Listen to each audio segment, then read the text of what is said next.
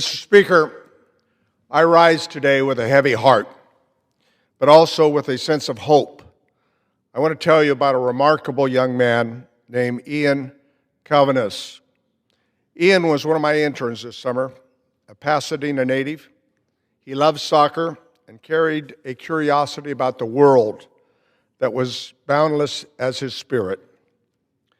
As a UCLA student with a deep passion for public service, he dreamed of pursuing a career in foreign policy and one day working for the United Nations. At just 15, though, Ian was diagnosed with liver cancer. He underwent a transplant at UCLA, and for more than 4 years seemed that he had beaten the disease. But in November 2024, his cancer returned. Ian knew his time was short, yet he refused to let that define him. Instead, he came to the Capitol Hill because he told us, "I want to make a difference." Even while battling the illness, Ian focused on helping pediatric patients get fair consideration on the transplant waiting list. Sadly, Ian's internship was cut short.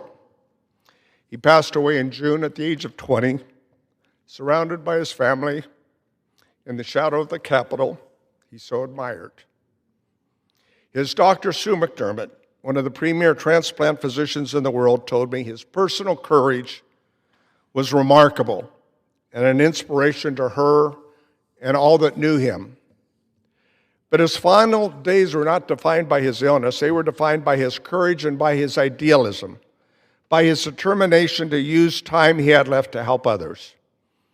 In honor of Ian's life, I'm proud to introduce the Ian Kalvinskas Pediatric Liver Cancer Early Detection and Screening Act.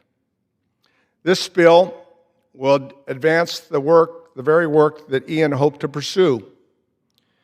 It would direct the Department of Health and Human Services with input from the CDC's Center for Disease Control to strengthen education to parents and providers to spot early signs of liver disease in children. It would require the Government Accountability Office to report on what we are doing now and how many children are lost each year while waiting for a liver transplant, or whether adding a simple newborn test could save lives. Mr. Speaker, Ian's story is not an isolated story.